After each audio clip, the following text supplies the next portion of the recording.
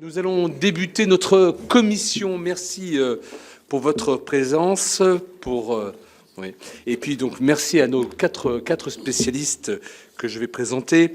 Donc nous organisons cette table ronde sur les risques épidémiques en France de l'infection hantavirus, mais je pense qu'il y a aussi d'autres sujets d'actualité du moment concernant les virus. Je vous précise que cette audition fait l'objet d'une captation vidéo. Elle est diffusée en direct sur le site du Sénat et sera disponible en vidéo à la demande. Nous avons le plaisir d'accueillir le professeur Didier Lepelletier, directeur général de la santé, le professeur Xavier Lescure, infectiologue au service des maladies infectieuses et tropicales à l'hôpital Bichat, où est actuellement traitée la patiente française de la maladie, le professeur Karine Lacombe, chef du service des maladies infectieuses de l'hôpital Saint-Antoine, et le professeur Gilles Pialou, chef de service des maladies infectieuses et tropicales à l'hôpital Tenon. Voilà, professeur au pluriel, je tiens à vous remercier de vous être rendu disponible des délais relativement courts pour participer à cet échange dans une période que je sais particulièrement chargée pour vous.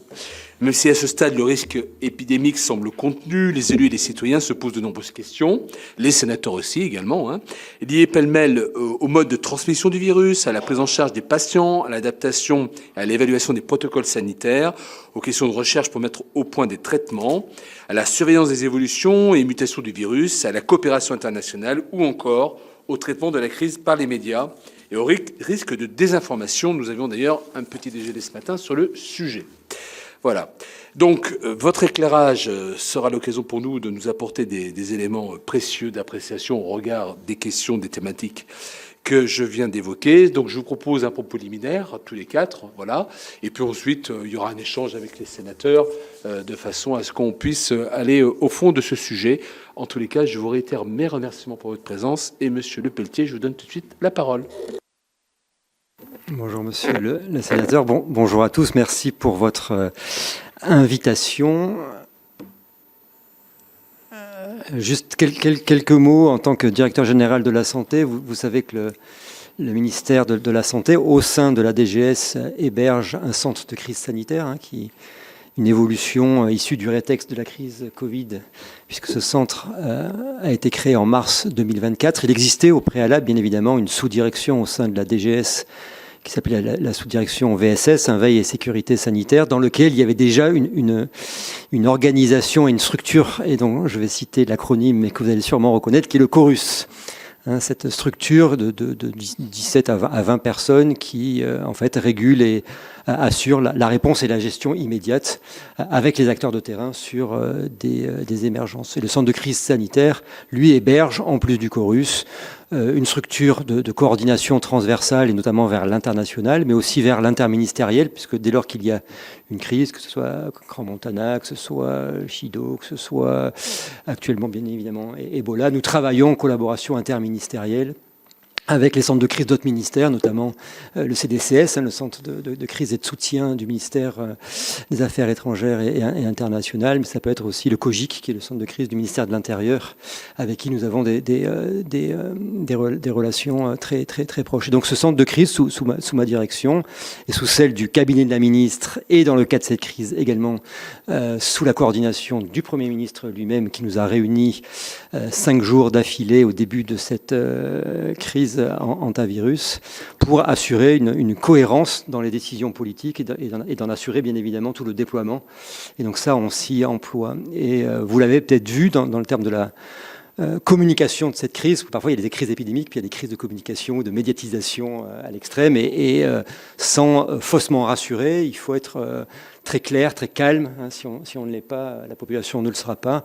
D'autant plus que la population a une certaine résilience et compréhension de ce qu'ils ont vécu et on l'a vécu en tant que citoyen pendant la crise de Covid, et qui n'est pas finalement si loin. Et donc, il y a cette cohérence de communication, parce que vous l'avez vu, c'est la ministre de la Santé elle-même qui s'exprime sur les sujets en conférence de presse ou par des tweets ou par des communiqués de presse.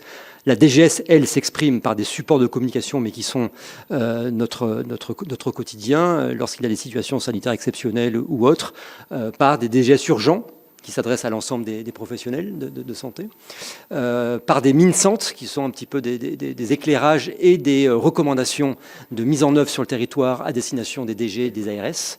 Et il y a enfin un MARS, qui sont des messages d'alerte rapide sanitaires à destination des DG des hôpitaux, et qui sont en général très vite diffusés aux directeurs qualité, puis ensuite aux chefs de service d'infectiologie ou de prévention et de contrôle de l'infection, ce qui était ma position quand j'étais au CHU de Nantes avant de prendre cette fonction. Donc toute cette organisation-là est à la charge bien évidemment opérationnelle de la DGS via son chorus dans cet écosystème dont je viens de vous parler. Et puis je voulais remercier deux des trois experts, mais sans oublier Gilles aussi, c'est que quand on a une émergence comme ça, alors l'hantavirus, on va y revenir, vous allez l'expliquer, est une maladie qu'on connaît, surtout sur l'ancien monde, avec certaines formes, on connaissait moins celle-ci, peu de publications scientifiques, 2007, 2020, sur lesquelles on s'appuie, mais on a besoin, quand on est une administration centrale ou un ministre qui est très souvent questionné d'ailleurs, question au Parlement, d'avoir des éléments de réponse. Alors certes, il y a les mesures de gestion que l'on prend et on arbitre, et c'est une décision politique de prendre telle ou telle mesure, mais souvent elles sont éclairées. Et elles sont éclairées par la science. Et en tous les cas, c'est vraiment la volonté de la ministre Stéphanie Ritz de s'entourer d'expertise.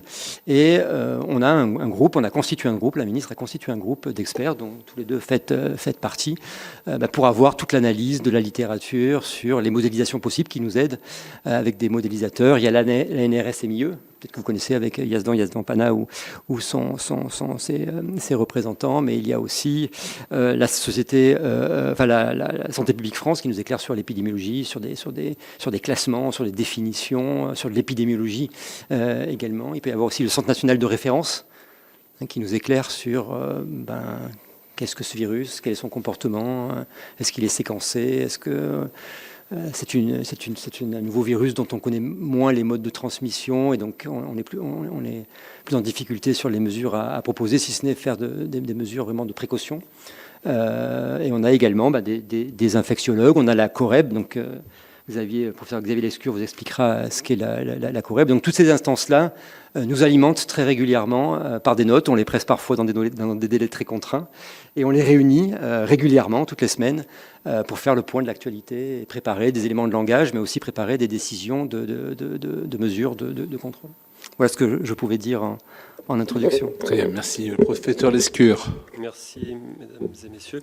Merci de votre invitation. Je vais essayer d'être concis, puis je répondrai évidemment à toutes les questions qui me seront posées. Xavier Lescure, donc je suis infectiologue avec une formation de santé publique. Je travaille à l'hôpital Bichat, comme ça a été dit. Je suis aussi responsable de la COREB.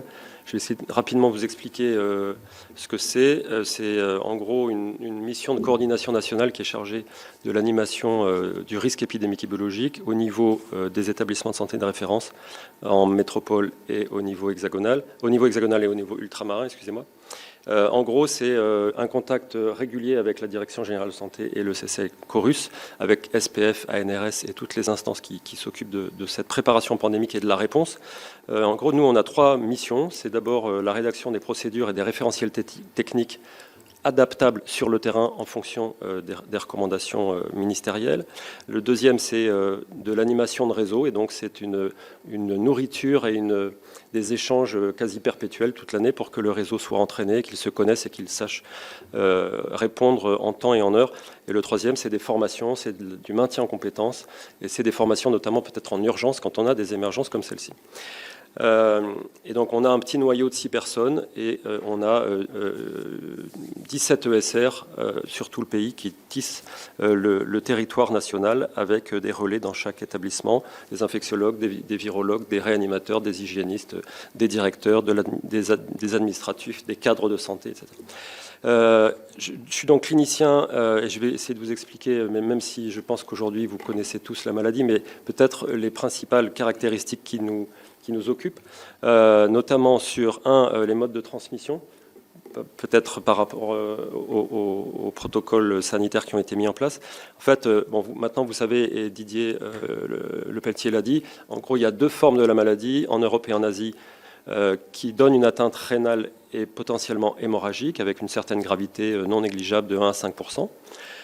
Et la forme, entre guillemets, du Nouveau Monde dans les Amériques, Nord et Sud, qui donne plutôt une atteinte cardio-pulmonaire, plutôt pulmonaire d'ailleurs que cardiaque.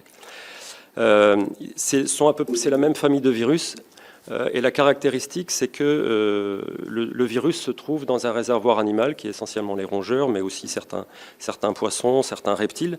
Et l'infection à l'homme est accidentelle.